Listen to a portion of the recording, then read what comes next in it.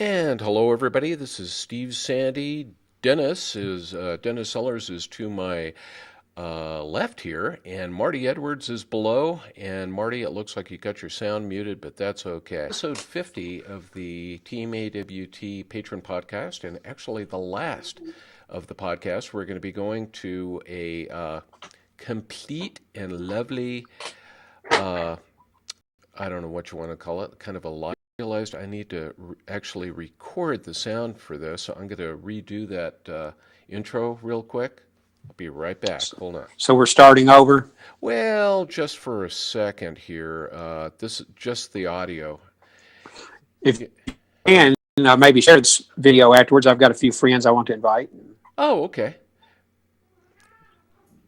Okay, this is Steve Sandy from Apple World Today, and today with me are Dennis Sellers, who is this handsome gentleman to my really nice silver hair, and with the dark hair down below is Mr. Marty Edwards, and with no hair is Steve. That's me up in the upper right. This is going to be, we're actually live streaming this as a test. I actually am looking at is working, so that's a good thing to see. And we'll be doing this every Monday night, starting on the 27th. I think, is there a basketball game that night? I don't know. I'd have to check this. The big game is the first Monday night in April, so it'll be April 3rd's National Championship. Well, I guess they're going to have to suffer because, we'll have such an audience and nobody's going to want to watch them. Their ratings will be down. Yeah. You gave me an idea. You introduced us all with our different team behind the scenes here, but could just, this is going to be real exciting for our listeners to the podcast because they're saying, we can't see you, but you'll be able to see us straight. Let's see here. Market, so that's probably a good move on their part. I haven't actually got my hands on one yet, but they say it's actually a little bit thicker than about that, since he always likes thinner, but this one is supposedly a little bit thicker than the other model. They announced product red versions of the iPhone. Red iPhone now for cure for AIDS and to try to stop the spread of it in, I guess, in African nations. Apple announced a new app for iOS devices called Clips, which is a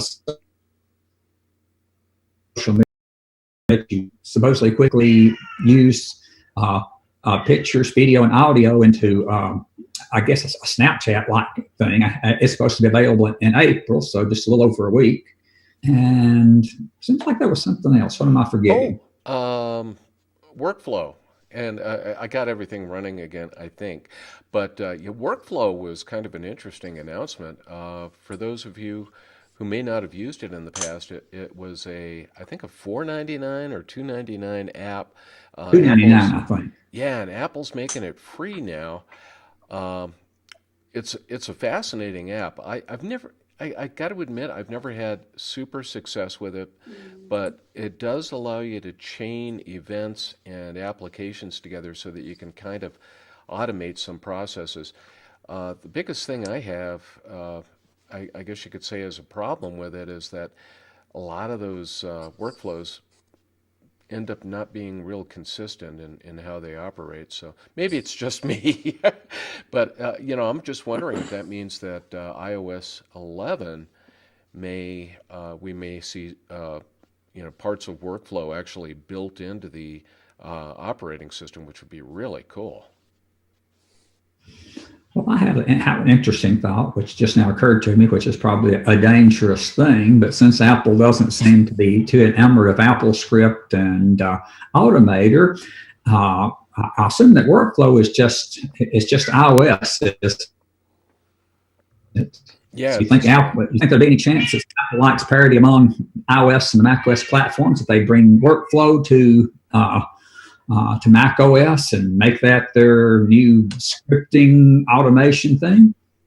Yeah, the cool thing about it is, having used Automator before and AppleScript, if you really want to do a lot with it, there's a lot of work that kind of goes on behind the scenes, and for most people, that's kind of harder than than necessary. Let's put it that way. Mm-hmm. The good thing about workflow is that it really is drag and drop. You just kind of drag some things over, you drop them into literally a workflow list, and it's a lot easier. So, man, I tell you, if they could bring that over to Mac OS as well as iOS, that'd be a good thing.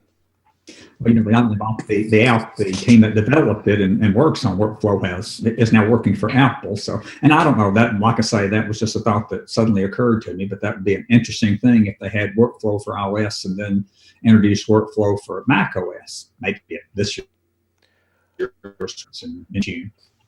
Yeah.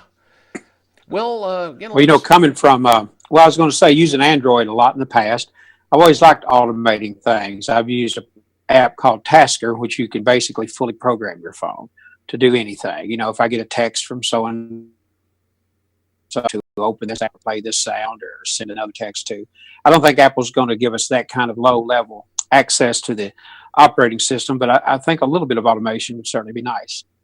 Yeah. And I was going to tell you, I'm watching on the side. I'm watching ourselves on YouTube, muted, of course, and we got up to 2 viewers a while ago. I know it was me and you, Steve. And one of us got a little discouraged, and there's one now, and it's me. I'm the only one watching the broadcast. But I'm going to drop it now so I can to save bandwidth. Well, yeah, but I think that's what I need to do too, is kind of knock out of that. And hopefully we'll go back after this recording, and YouTube actually automatically records all of this, which is kind of a good thing. And hopefully we'll go back and we'll look at it and go, okay, it may have actually worked. So, but what I ended up doing, just so all of our readers know, Wirecast has some pretty powerful tools built into it. And one of them was, it's got a huge list of different bandwidth requirements, and I had it set up for 1080p, which of course is HD streaming, but unfortunately I think that was more bandwidth than we actually have available. So I went ahead and moved that down to 720p, and hopefully that's going to work just fine, because so far it's showing the little green light, telling me that we have a good stream. So I hope that's true. And I would also wonder, would people rather see our faces in 1080p or 720? Maybe lower resolution is good in this case. 480. Yeah, let's go down to VGA. Yeah, 640 by 480. Sounds good. Or we could do 8-bit pixel pictures. Pixelate. But it looked good when I was watching it there, but I do have it closed now. So I'll do my take real quick on the announcements this week. There's nothing that really excited me. I have been hoping for new Macs, but I'm glad they didn't announce just yet. You see behind me, the bottom box is a Mac Pro box. My wife got a Mac Pro 2015 model over the weekend, and if you want, I'll address that later in 30 seconds or less, why I went with that as opposed to the new one. And absolutely, we're satisfied with the Mac now for us, but still looking at iMac down the road, or even Mac Pro. You said a Mac Pro, but you meant a MacBook Pro, didn't you? I did a MacBook Pro. Thank you. I've got a MacBook Pro. I did not get the 2016 version. I've been wanting a laptop with a glowing Apple logo. That's the last models that had them, so I've got it. And also, it has the previous keyboard, not the butterfly. I think I like the feel a bit better, a little bit longer, deeper keystrokes. I come from old time typing, and it has all the ports: two Thunderbolts, two USB, HDMI plus SD cards. So it's standard 16 gig of RAM, i7. It absolutely blazes. It's the fastest computer we've got in the house right now, and I really like it. And it's my wife; she deserves it. Nice. And so she's going to be retiring June the 1st, and maybe traveling a little bit. So it's perfect for us to get right now. Well, actually, I guess great minds think alike or something like that. That's exactly what my wife bought just a few months ago. It sounds like the very same model and everything. She'd been using a 13-inch MacBook Pro for a long time, but it was like 4 or 5 years old. She has 18 bazillion photos and everything on it. It was really, really running slowly. So I moved all her photos to an external drive, but we just went ahead and took the plunge and got her a 15-inch MacBook Pro. And she really likes it. Well, I didn't say, but that's what we got, 15-inch, and I really like that size. Mm-hmm. Good. Yeah, the one thing size. I'm really beginning to think that unless they do come out with a new whatever the heck you call it, a new iPad Pro, and it has some significantly cool things about it. I think I'm probably gonna have to maybe look at getting a laptop down the road because it's just been an issue when we travel. Really being able to do absolutely everything I need to from the iPad Pro. And I'm sorry, I was trying to get rid of a screen here right in the middle of this. And I'm going, doing two things at once doesn't work at my age. So, but well, this was a major point for us because we now no longer use Windows.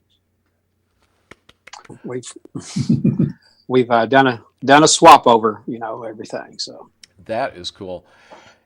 Yeah, I just finished writing an article for another site. I don't think it's going to get published until next week because I found out my editor is out of town on a trip. But talking about running Linux on a Mac, and I think I may rewrite that article and we'll put it on Apple World Today, or maybe we'll do it as a video. But it is pretty cool if you ever want to try a different operating system other than Windows or Mac OS.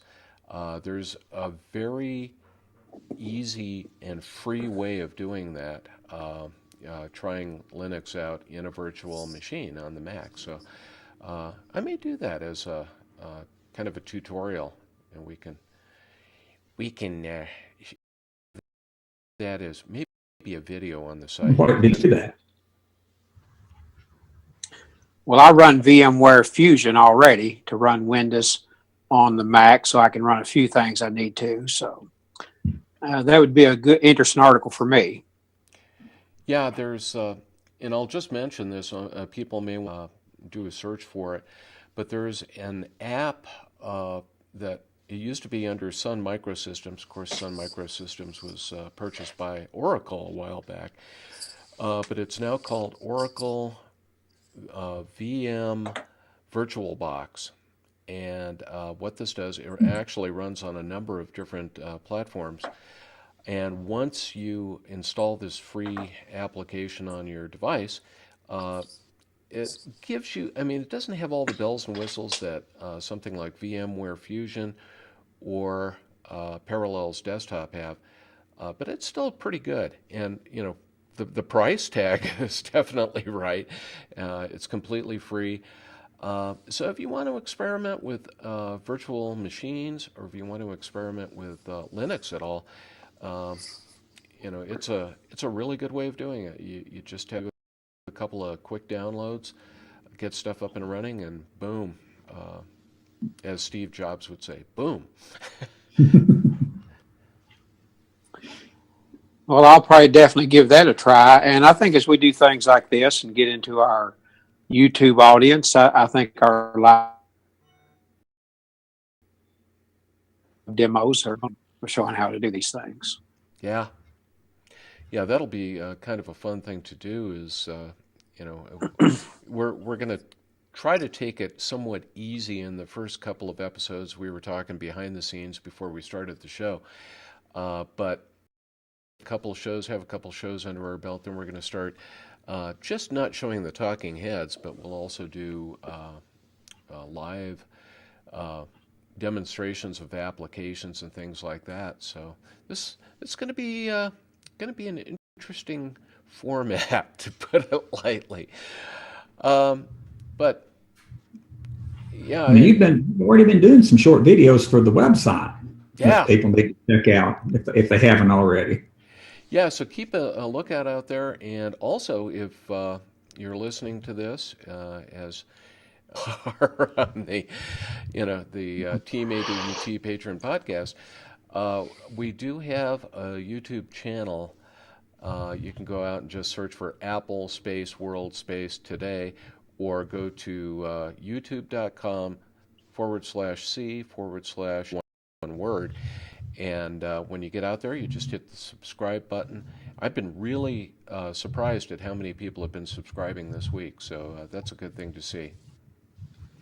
Yeah, I must confess, I just subscribed during our broadcast. Well, I'm hoping. I've been looking, I never subscribed, so I'm one of the new ones. Subscribe after the broadcast. I haven't done it. Boy, I tell you, we don't even subscribe to our own show. We're ourselves. Yeah, there's a problem. Yeah, do as we say, not as we do, right?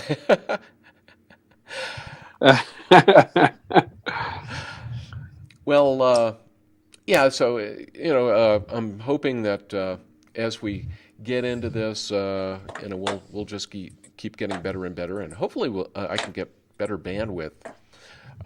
Like I said, things were a little slow there, so that didn't work out. Time to call up and yell at my good friends at Comcast and say, I'm only getting 12 megabits per second up, and that's horrible.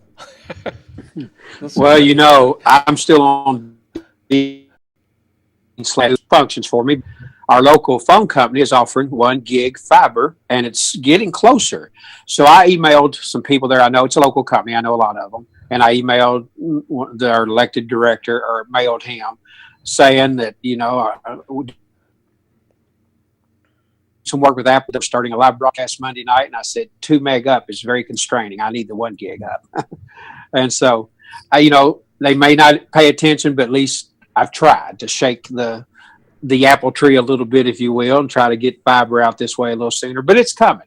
So, yeah, well, that's all you'll know. Let me do one of my horror story. Go ahead, Steve. And I'll tell you go first. I'm sorry. Well, years ago, I worked. Of course, I've been in the Apple journalism business for a long time, and for the longest time, believe it or not, I did work with dial-up because area. And we had no options for anything good. I had, and they had finally put Comcast on either end of the little street that I live on, but they hadn't strung it on Luster Road, which is the name of the road on which I live, to the local paper and everything, trying to get them to do this. And they had told me repeatedly, well, there's not enough people on the road for us to make this worth our time. So I got a petition up from people on the road, and most of them said, yeah, we'd love to have. They were more interested in cable TV. This was a few years ago, but internet access. So I sent that to Comcast, and they finally ran the cable connections down Luster Road. Now I have a 1,000-foot driveway, and they said, well, we're not going to run it up that, so that's too far. And they said, no. I think we'll do it, but that's just too far. We're not going to run it up there for free. So, and I kept asking. They said, no, we're not going to do it. Just leave us alone, basically. So I finally broke down, since I was tired of working with dial-up, and bought a huge internet satellite dish and put it in the backyard. Well, I mean, that's not blazingly fast, but compared to dial-up, it was plenty fast, but it was pretty expensive, and you had to buy the dish. And about a month after I bought the dish, signed the contract, and put it up, I hear my dogs barking in my yard, and I go up there, and there's a Comcast truck, and they've really strung cables up, and it's just waiting there to be attached, even though they had specifically told me they weren't going to do it. And if they did, I'd have to pay several $1,000s for them to run the cable up their driveway. So what I ended up doing was having to pay a fee for breaking my contract with Hughes Network. And I still had to pay the $600 for the antenna, which I finally gave it to somebody else, my brother, at some point in time. So just because, Marty, just because they tell you they're not going to do it next week doesn't necessarily mean that they really won't do it. So. Well, that's a good point, Dennis. It's so close. You know, fiber is within distance here. A lot of my mother's house has it by hers, my brother's, and everything. So when they roll it out, it'll be 100 up and down or 1 gig up and down. But doing this, you know, I couldn't stand to get 100 knowing there's a gig out there. Yeah. I had to go with a gig up and down just to feel what it's like for a while. Yeah. So, but I think they'll surprise me. I'll just see the trucks out here one day. And I, like you, had to use dial-up till about 10 years ago, and then they got DSL. And so fiber's next. So you may see us. We can go back to showing our faces in high definition. Ooh, yeah, 4K. Yeah, exactly. Well, it's so funny because on some of our demos of products, I would like to do some 4K videos for Apple World today, and I just cannot upload them with 2 meg up. Yeah. Well, I tell you, one of the it's kind of funny thinking about, you know, past history and then how other countries get broadband. And I was it was 10, whatever version of the Mac operating system came out 10 years ago. I could look it up, but I'm trying not to touch anything right now to make sure things work. Yeah. But anyway, at the time, I was an Apple Consultants Network member, and I volunteered to go over and demo the new operating system at the local Aspen Grove Apple Store. And it was funny because I got in there, and one of the big things that year, of course, was FaceTime finally came out.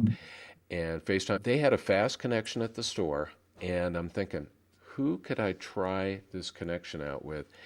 And at that time, I was pretty good friends, yes, still contact him occasionally, with a guy by the name of Jay Mena. Now, Jay had actually founded and kind of built a business that was called Mac Mini Colo. They're still in existence. They're out in North Las Vegas. And what they did is co-located Mac Mini computers on site. And I actually had a couple of servers at his location for a project I was working on. So anyway, we got to know each other, stuff like that. And he was over, his wife was from Japan, and they were actually over in Japan for a while during one period of time. And I sent him a note and I said, "Hey, you want to do a FaceTime chat?" He goes, "Yeah, I've got the new operating system on here. Let's give it a try." And so here we were, brand new application. We're doing this test here.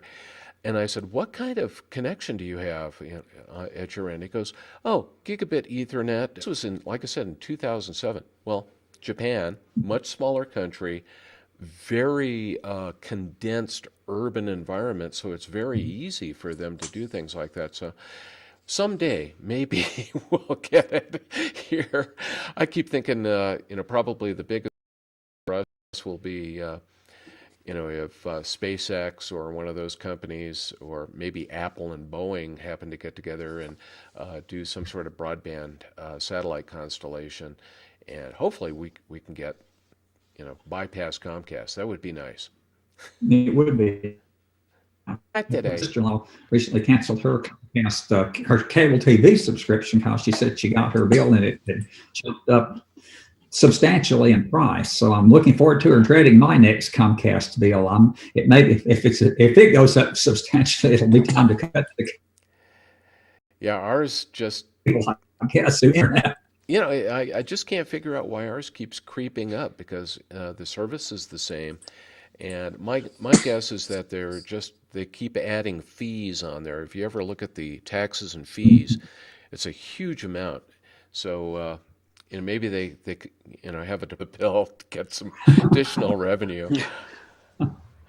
Well, we did that in 2010. We cut out all cable and just kept the DSL part. And so Not bad. we actually had video over DSL, the largest phone company in the U.S. to do that. It came over like a bonded pair phone line. It was really good. You could only have 2 streams in the house, but with 2 of us, that was enough. So we dropped all cable.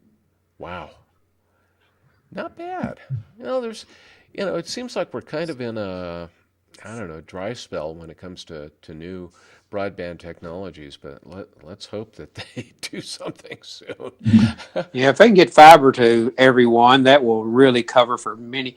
I think I read that they expect fiber, where, the current state of fiber, to carry everybody's needs for about the next 50 years. They estimate 30 to 50. And so that'll cover my needs for sure. Well, Google is installing fiber in some parts of the Nashville area, but it's not even in my end of town yet, and I don't know when it will be. They'll wait till you buy another satellite dish. They're watching. Yeah, Century. Then they'll drive up. They'll be dangling the wire.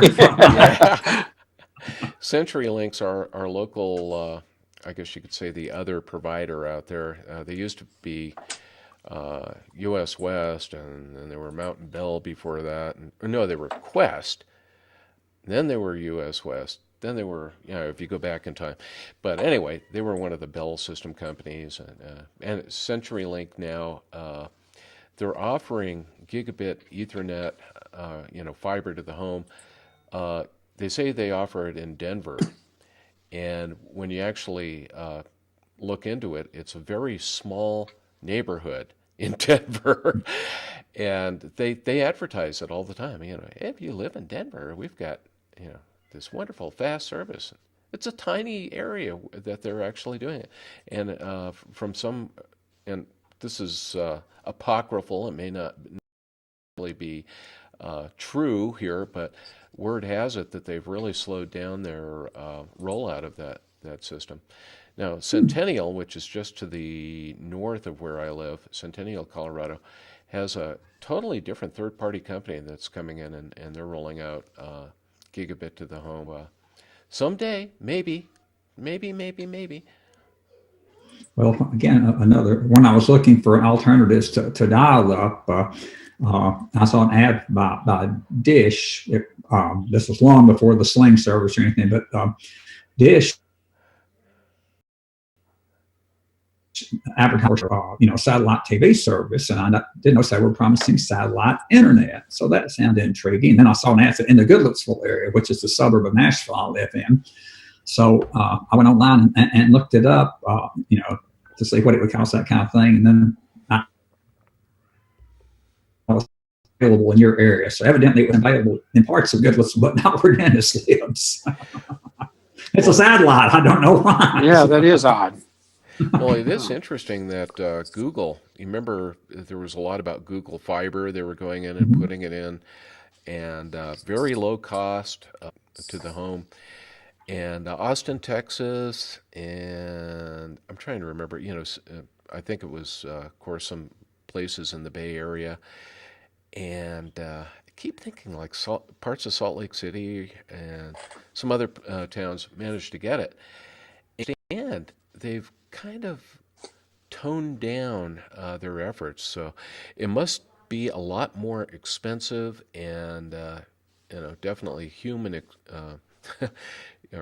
in terms of the infrastructure, it must be really expensive to put in. And so I think if you're the feedback I have seen is almost, as a matter of fact, I was talking to a guy in Austin this morning, a friend of mine, and we were talking about his relatively slow upload speed. And he said there's Google, he lives in Austin, said there's Google Fiber. It's in 2 areas of town where he doesn't live. And they basically have all but stopped. And I think a lot of the things I'm seeing is it's done mostly. Yeah. So I don't know. They may pick back up, but I think it was not cost effective at all. Oof. Well, that's like here in Nashville. I mean, Google, it was a big deal when it was announced that Google be installing some fiber networks here in Nashville, but now you hardly hear anything about it anymore. It's like that they've either slowed down the expansion or stopped it entirely. Dang. Well, heck. Yeah, what was some of the other news? We did have the Apple announcements. What's the name of that program? Workflow for iOS. What were some of the other big stories this week? Well, iTunes, you can now, starting tomorrow, I think, watch your movies on any device instead of just one. Oh, that's right. Yeah, and that's kind of a cool innovation. Yeah, Glad they just dated version 6. But you need iOS 10.3 to do it. And while y'all were talking, I keep checking on the right to see if it's been posted. They've had 7 betas, so I expect it to go live this week.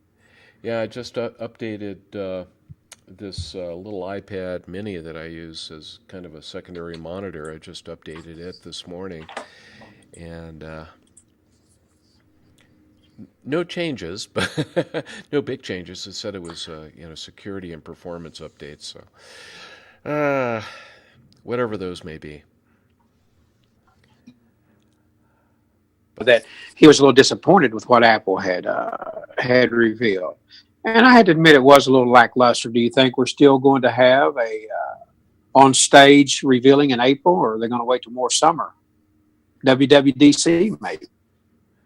They could during the WWDC. I'm beginning to think we're not going to see. I hope I'm beginning to think we're not going to see new Macs until WWDC. But I mean, I can't imagine if they would wait that long to update, the iPad Pro line. But I could be wrong. I'm thinking, even it might not be worth the standalone thing. I'm expecting a 12.9-inch iPad Pro with the True Tone. Is that the name of it? The display on the. I think it is. I'm expecting at least that, and then of course there's the rumors of the 10.5 or 10.9-inch iPad Pro. That seems like that would be a pretty big deal for Apple to roll that out. So some people are still thinking or hoping maybe that they're saving something for the opening of the Apple Park so they can have an event there, which I think is what Steve predicted. Would happen on April the 4th. He did. April the 4th I'm still going with April 4th. Well, one thing that I was not disappointed with, for sure, I really wasn't disappointed with anything. I'm so glad they're waiting on the Mac since we just got the MacBook Pro. But still, I hope they do the Macs for everybody who needs one. We could still use a full-blown Mac. I did not discontinue iPad minis. They dropped the lower end size, but just increased the size at the same price. What was 32 gig iPad Mini 4 is now 128 for the same price. So I'm glad they're keeping that in their lineups because that's an iPad that's really, it's going to be the iPad. Well, Apple seems to have abandoned the 16 gigabyte versions of everything. I think even the iPhone SE now has been upgraded. I think the lowest, as far as new models, the lowest you can get is 32 gigabyte iPad. Well, that is worth mentioning. There are no 16 gigabyte iPhones for sale any longer. Yay.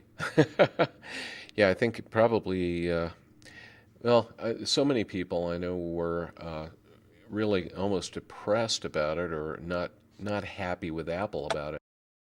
When they'd buy a 16 gigabyte iPhone and, try to shoot video and it would come up and say, sorry, you don't have enough storage to be able to do this. And that can be a little upsetting, especially when you buy something with the anticipation that you're going to be able to do some, pretty impressive. And nope, can't do it. So, I think that'll really make people a lot happier. And of course, that's one thing that Apple has always been really good about doing is as component prices for things like RAM and storage, whatever, as they decrease in price, they always kind of bump things up a little bit. So, but in this case, it was nice to see that they were able to lower the cost of entry into the iPad world so much. Talk about maybe Macs coming at a different event, if you take a look at this week's announcements, they were really underwhelming, and they really didn't need to have an event. So maybe they are going to really keep everything else under wraps until they can actually get everybody into a auditorium or something, either at WWDC or maybe over at Apple Park, and let everybody see it.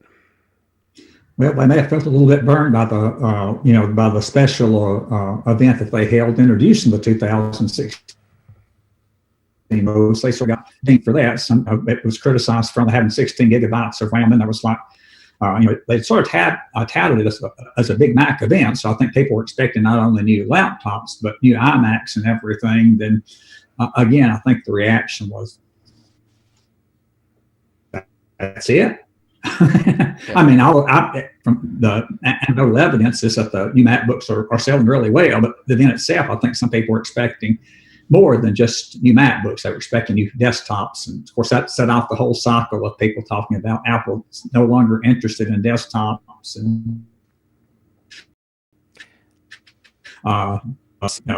telling someone, no, we have great desktops in the work, keep watching. So Tim, we're still watching and waiting. Well, I like I couldn't help but notice, of course, all of us, we're really old guys in computer technology back in I know, early 80s computer. And here we are talking about people were disappointed that their computer only had 16 gigabyte of RAM. My first hard drive was 20 meg. 20 meg. Well, and I remember, the first computers that we had around. I started with a Commodore 64, and you had 64, 64K of RAM, of which a lot of it was actually shadowing the operating system from the ROM. So you only had maybe 38K or something that was workable memory, and that's about what it was, and that's what I used. Yeah, and it was just. I remember the first IBM PCs that came out. A lot of them came out, I think it was 64K of RAM, and then on the board. And if you wanted additional RAM, you had to buy a memory expansion card, stick it in there, and then go out and buy the individual chips and plug them in.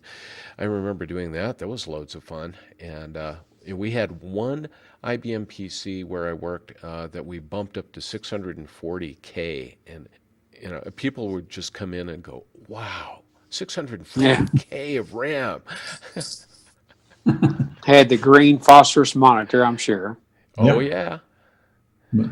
This is Dennis can relate to this, but I was always interested. Being a student, didn't about the computers, but I went in, saw my first Apple Lisa, and I saw like the $10,000 sticker price and fell over. It was in Rivergate Mall, down from Dennis's neighborhood there. That's where I saw it. Yeah, I mean, technology has certainly advanced, and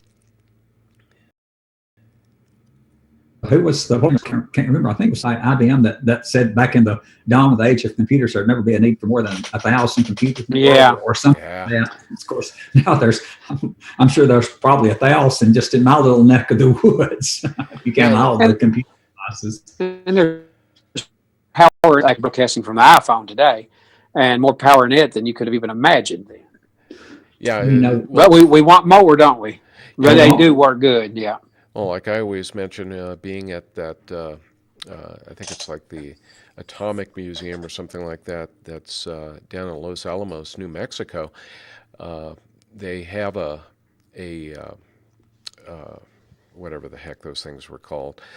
The big supercomputers that used to be Cray, yeah. Mm-hmm. But anyway, it was one of the Cray supercomputers that's sitting there, and they have a sign, it shows how much RAM and everything. And I think I've brought. But even the old iPhones, some of the original ones, were faster than a Cray. And so we have supercomputers in our hand. We really do. Yeah. Well, when you consider a lot of the like I was playing around today, being able to do some of the searches. In fact, I think that's probably going to be one of the videos I'll do maybe later this week. But on doing the visual searches of photos in the Photos app, it's able to go in and really identify what is in a photo. And you think of the amazing amount of power required to actually do that image recognition like that. I did have to laugh, though. I did one where I did a search for fish. And of course, a lot of pictures came up of fish. And then there was one that said fishbowl, and it was a picture that was taken a long time ago with a digital camera, so it wasn't real high resolution, but it was actually a bunch of Civil War reenactors standing out in a field. So I'm wondering if it thought, because there was a green background, I wonder if it thought that it was like those little plastic castles and people that you put in the bottom of fish bowls.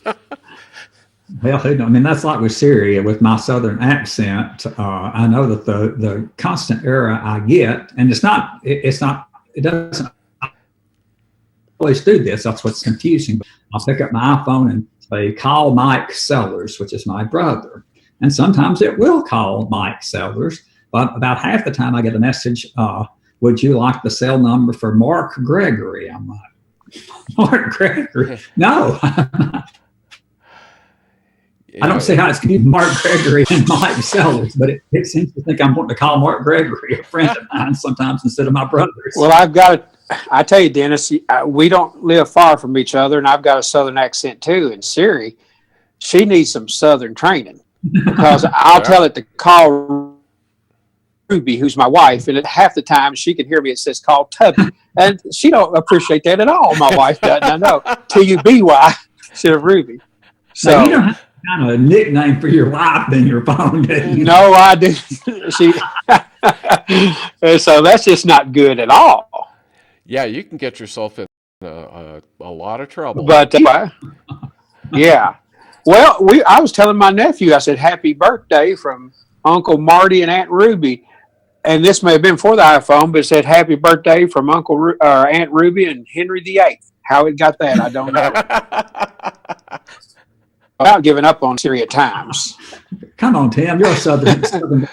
I believe Tim's had accent training. He don't sound like he's from L.A., Lower Alabama anymore. That's true. Yeah. Well, I always have to laugh. That's like some of the guys on the British Tech Network. They've got a couple from Scotland. And they always talk about how Siri, can't understand Scots or Irishmen. So there's still a little work to do there with the regional accents, because, man. Well, and interesting, too, some of the pronunciations. That I've learned if I have Siri type a message, it behooves myself to proofread before I send. Yeah. Well, we have a meal on Wednesday nights before our church service, and my wife sent me a text that she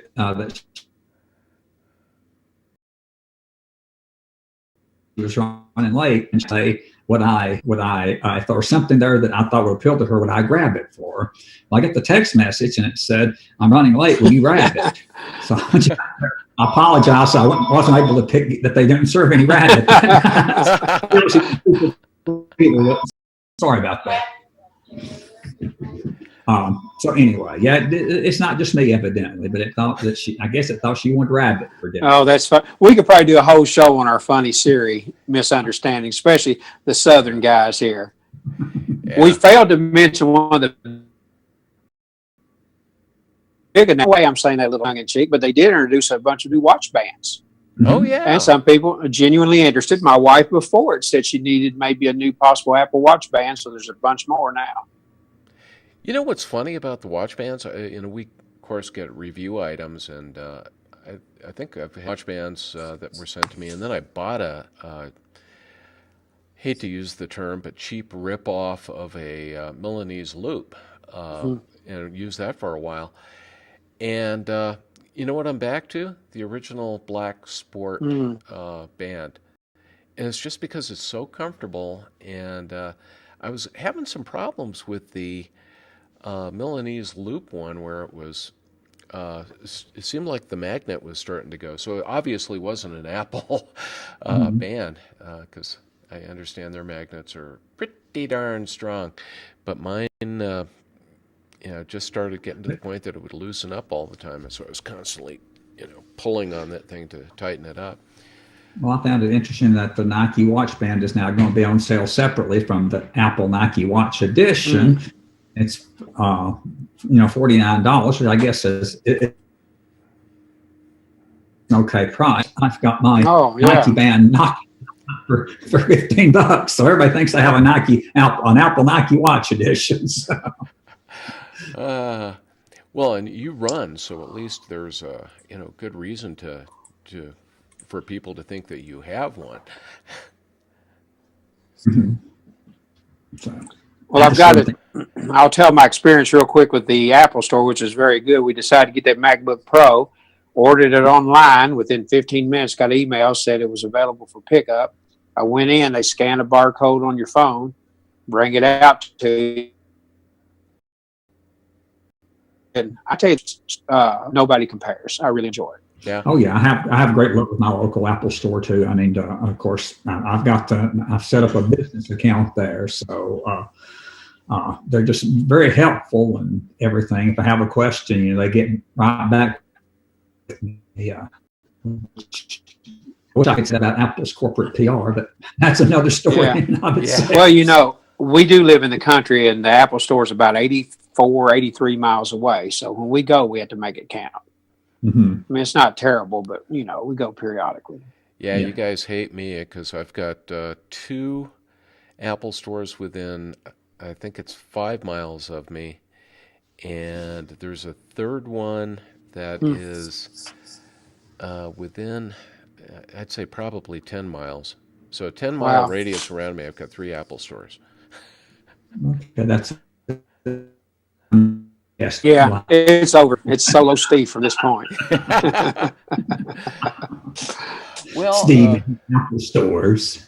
Yeah. you and your Well, Apple. maybe if I get the gigabit fiber, it will sort of be a little bit of leveling of the Well, then I'm not playing going field here. to use Oh man. Well, I'm thinking we probably have exhausted our stuff for today, so I was going to go ahead and we'll end the conversation. Just a reminder, we'll have a post on Monday with the time and location, I guess you could say, of where you can watch our live stream show that'll go on that night, and hopefully we'll be able to have a glitch-free evening. Things actually have gone on for 45 minutes here with the stream showing green, so that's good to see. I think we may actually get this thing off. It might not be perfect, but what the heck? We'll give it a try. That's right. So, anything to say in parting here, guys? No, Come but back. on the screen, it's interesting. We talked about this. We got 3 slots. A perfect place for a guest if we ever want to do that. Yes. Using Zoom here. So, but no, I look forward to it. Monday night, 8:30 Central, 6 Pacific, 6:30 Pacific. We'll be Come here. back, have some fun. Yeah, and I'll rush home from our typical Monday night pizza, and so I'll be full of pizza and ready to ready to have fun. So anyway, thanks everybody. Like I said, this will be the last episode of the audio only Team AWT Patron podcast, and we want to thank our patrons for that. But we're thinking we'll get a much larger audience by going live stream and going video. So thanks again for all of your support, and we shall see you later. Now I'm going to end the recording over here, and I get to do some other stuff and show our outro on the on the other thing. But thanks everybody. Have a great week.